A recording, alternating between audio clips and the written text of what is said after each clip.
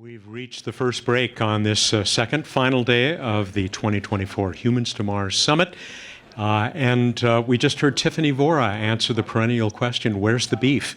I love my Beyond and Impossible. I want to try some of that cell-grown stuff as well. I'm Matt Kaplan, back here with you during the break for a couple of minutes before we go back into the program. And we're going to pick up again at 10:30 with a program about artificial intelligence, specifically how AI is going to help us explore space. But until then, we're going to spend a couple of minutes with someone I had the pleasure of spending some time with on stage yesterday, right at the end of the day, that special added attraction panel that you were part of. Tim Cichan is the space architect for Lockheed Martin, formerly the Orion program engineer. Do I have that correct, I think? Orion system architect. System engineer, sorry. That is a great title, first of all. Before we talk about Lockheed Martin's participation here, space architect, what does that entail? So space architects are the ones who develop the initial concepts for vehicles or systems. How is that going to work? What are all the different parts? What are the mission? And so what I do at Lockheed Martin often is the very early ideas, the very early concepts, developing those things, like our Mars Base Camp ideas for how to send humans to Mars. That's pretty exciting stuff. It is. It is my dream job. So Lockheed Martin not only providing great presenters like you, but also one of the sponsors that we are grateful to here, helping to make Humans to Mars happen. Not the first time that you guys have been involved. How does Lockheed Martin's participation, how does that fit into the corporate philosophy? So Lockheed Martin is a science and exploration company. We've been part of every NASA Mars mission since before Viking in one way or another.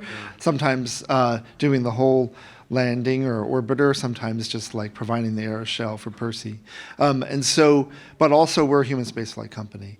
And the horizon goal here is to get to Mars. That's what the Artemis program is about. And we need to architect Artemis as a Moon and Mars program. That is NASA's goal. That's their objective.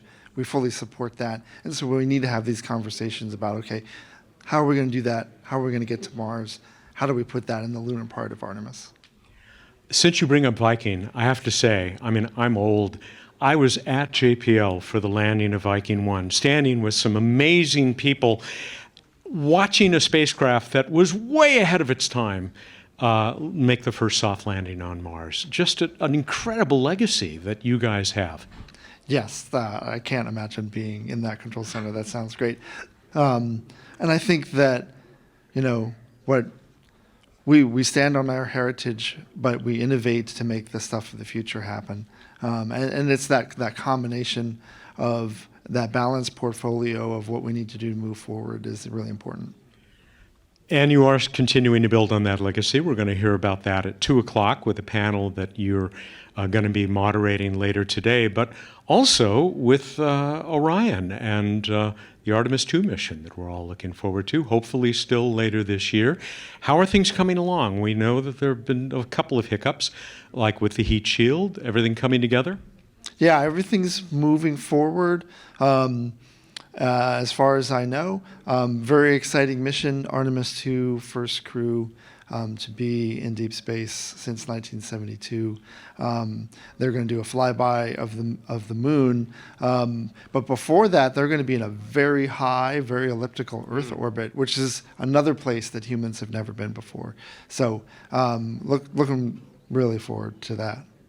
Yeah, as are, I bet everybody here, certainly me. Tell me a little bit about this 2 o'clock panel that I mentioned that you're going to lead, the Mars Transit Vehicle. Talk about exciting technology that hopefully will be a major component of putting the first humans on Mars. Sure, yeah. So we're going to have a number of experts from different aspects, from life support to robotics, to as well as NASA to mission and trajectory design. So we're going to talk about all those different issues. Hoppy will cover, what we learned from robotic Mars. The Mars Transit Vehicle is such an important keystone of the architecture, getting the crew safely to and from Mars. And it's a big propulsion vehicle. It's a big habitation vehicle, and it's a science lab. And so we'll talk about all those different things.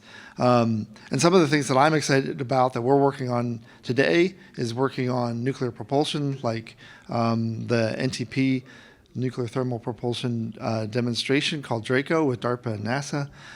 We're also working on inflatable habitats. We've been doing burst tests. So there's a lot of work going on right now today for that Mars transit vehicle.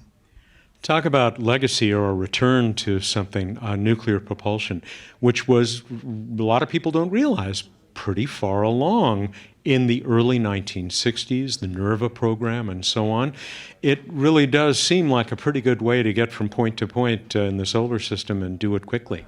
Oh, yes, absolutely. And so nuclear thermal gives you the same high thrust as chemical propulsion, but twice the efficiency of the most efficient chemical propulsion, which is hydrogen. And so that high thrust and high efficiency allows us to be, moving back and forth to Mars with either more mass or going quicker, both of which really increase astronaut safety. But even in cislunar space, the ability to move around cislunar space between the Earth and the Moon, it's going to be great. So we're probably not looking at a vehicle that's quite as sophisticated as what we were treated to in the movie The Martian, but it's a step in that direction. It is a step in that direction, and it allows larger masses, and so that's helpful. Tim, I look forward to enjoying that panel at 2 p.m. Eastern today. Thank you very much for being part of this, and please pass along our gratitude to everyone at Lockheed Martin for helping to make H2M happen. I will. Thanks. And with that, we'll close out this little bit of our break. As part of the live stream, we've got some other things to keep you entertained until we pick up again on stage at 10:30 today with that panel about AI in space.